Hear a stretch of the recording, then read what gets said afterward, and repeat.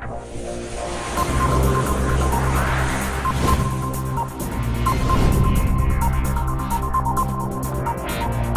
दोस्तों, मैं जितन और आप सब दोस्तों का अपने चैनल पर स्वागत करता हूं। दोस्तों जी हाँ दोस्तों, मानव संसाधन मंत्रालय को अब शिक्षा नीति या शिक्षा मंत्रालय के नाम से जाना जाएगा। ये मोदी सरकार का कैबिनेट की ओर से हरी झंडी मिल गई है, लेकिन अब ये दोनों सदनों में पास होगा और राष्ट्रपति जी का उसमें सहमति होगा, तभी ये आपका रूल जो है एक्ट में बदल जाएगा। ठीक है, रूल में बदल जाएगा। ये जो बिल पास हुआ ये एक्ट में बदल जाएगा। तो आखिरकार मानव संसाधन मंत्रालय को शिक्षा नीति बनाने का क्या मतलब निर्णय क्यों लिया गया, इसके पीछे बहुत बड़ा कोई ये होगा, कारण होगा। ठीक है, तो यही सब बारे में आज मैं आप लोगों को आसान भाषा में डिकोड करूंगा इस वीडियो के माध्यम से, मतलब समझाने का मैं आप लोग का पूरा कोशिश करूंगा आसान लैंग्वेज में। ठीक है, तो आप लोग वीडियो को अंत तक जरूर देखिएगा, आपको इस वीडियो के माध्यम से बहुत ज़्यादा जानकारी होने वाला है। तो चलिए वीडियो को शुरुआत करते हैं।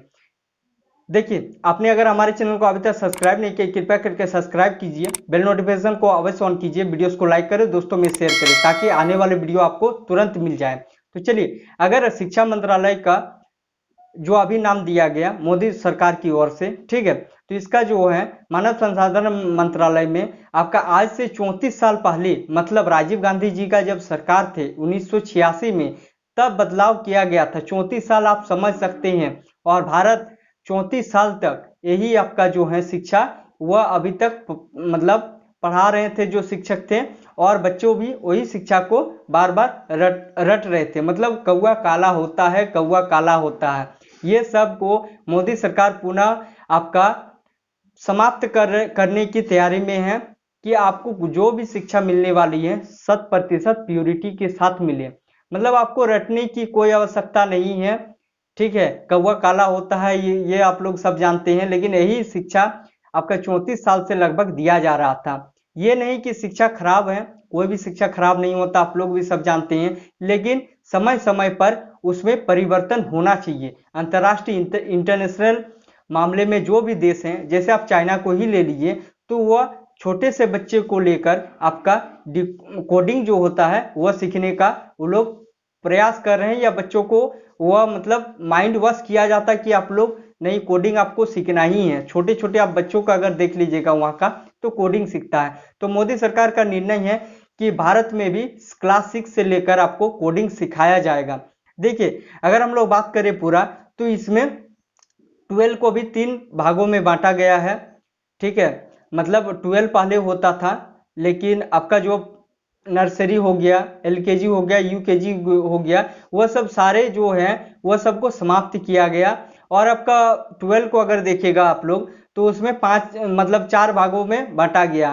5th, फिर से 3+3, फिर 3, फिर +4, इसमें बांटा गया। मतलब 5 जो आपका प्राइमरी बेस्ड होता है, मतलब आपका 5 का ही नाम दिया है फंडामेंटल बेस, मतलब क्या, नींव को मजबूत करना। अगर कोई भी पेड़ है उसका अगर जड़ ही मजबूत नहीं होगा तो आगे वह पेड़ गिरने की संभावना रहता है 100%, आप लोग सब जानते हैं। तो मोदी सरकार का यही काम है कि आपका बेस को मजबूत करना है। 5th क्लास तक आपका बेस मजबूत होगा। देखिए, बच्चा अगर आपका मतलब 3 साल तक आपका घर में खेलेगा कूदेगा, ठीक है, जैसे ही वह 3 साल हो जाएगा तो उसका नामांकन शुरू हो जाएगा, मतलब एडमिशन उसका उस बच्चा का शुरू हो जाएगा।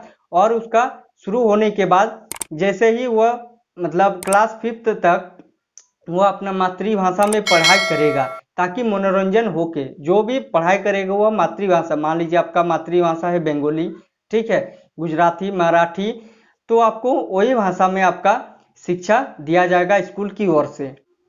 उसके बाद बच्चा जैसा ही क्लास 6 में पहुंच जाएगा, उस बच्चे को आपका कोडिंग सिखाया जाएगा। देखिए, कोडिंग सीखने का मतलब यही है कि आप नया नया सॉफ्टवेयर आप बना सकते हैं। ठीक है, उसके बाद नया नया एप्लीकेशन आप बना सकते हैं, उसके बाद लैंग्वेजिंग आप कर सकते हैं। कोडिंग सिखाने का मतलब यही है कि आप नौकरी लेने के बजाय दूसरे को नौकरी दे सकते हैं। मोदी सरकार का यही आपका मानना है, और अगर लागू हो गया तो आने वाले मतलब दिनों में इसका बहुत ज़्यादा बेनिफिट मिलेगा। ठीक है, उसके बाद जैसे ही क्लास आपका 9 में पहुंच जाएगा बच्चा, 9 से लेकर 12 तक आपका सेमेस्टर वाइज एग्जाम होगा। 12th को एकदम खत्म कर दिया गया, उसको 4 भाग में बटा गया। आपको मैंने पहले ही बता चुका है कि आपका 5th +3 +3 +4, ठीक है।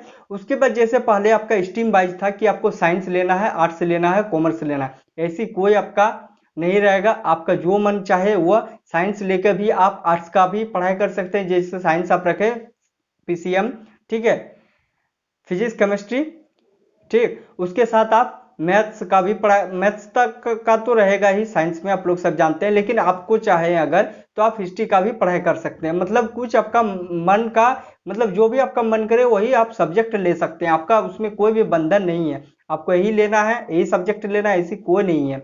मोदी सरकार इसका बहुत ही एक अच्छा, मतलब लोगों में पॉजिटिविटी अभी से ही जा रहा, नया शिक्षा नीति 2020 के तहत। और उसके बाद जैसे ही आपका 12th के बाद अब बच्चों का होता है कि अब क्या करें। पहले आपका डिग्री जो है वह डिग्री करने के बाद आपका अगर पूरा नहीं करते थे तो आपको कोई सर्टिफिकेट नहीं दिया जाता था। अब आप 1 साल भी अगर करते हैं, 2 साल भी, तो आपको दिया जाएगा। अगर सपोज डेट आप कोई बैचलर मतलब डिग्री टेक्निकल आप करते हैं तो आप उसको 4 साल आप लोग सब जानते कर दिया। अगर आप 2 साल करते हैं तो आपको डिप्लोमा का डिग्री उसमें दिया जाएगा। ऐसा पहले कोई भी नहीं था, ठीक है। मतलब आप अगर 4 साल नहीं करते हैं तो आपको कोई भी मतलब प्रमाण पत्र के नाम से या आपको कागज सर्टिफिकेट के नाम से कुछ नहीं दिया जाता था। इसमें आपको आप 2 साल का डिग्री आपको डिप्लोमा के तहत दिया जाएगा अगर आप 12 होके करते हैं तो, ठीक है। उसके बाद जैसे ही आप अगर 4 साल का करते हैं ग्रेजुएशन आपका, तो आपको डायरेक्ट आप पीएचडी कर सकते हैं। पहले ऐसी कोई भी आपका नियम नहीं था, ठीक है। तो नया शिक्षा नीति 2020 में आपको बहुत ही अच्छा आपका जो है स्ट्रक्चर शिक्षा को बहुत ही अच्छा ढंग से प्रस्तुत किया जाएगा। आप लोग सब जान रहे हैं, क्या इसमें खामियां, कुछ भी इसमें खामियां बोल के नहीं है, ठीक है। लेकिन बात यह है अब ये जितना जल्दी एक्ट में बदल जाए, दोनों सदनों में पास होगा, आप लोग सब जानते हैं। उसके बाद राष्ट्रपति जी का उसमें मोहर लगेगा, तब ये एक्ट में बदल जाएगा। तो आपका आज का वीडियो आप लोग को कैसा लगा कृपया करके कमेंट कीजिए। वीडियोस को लाइक करें, दोस्तों में शेयर करें। हमारे चैनल को अभी तक आपने सब्सक्राइब नहीं किया, कृपया करके सब्सक्राइब कीजिए। फिर मिलते हैं नेक्स्ट वीडियोस पर। आप लोग का बहुत बहुत धन्यवाद।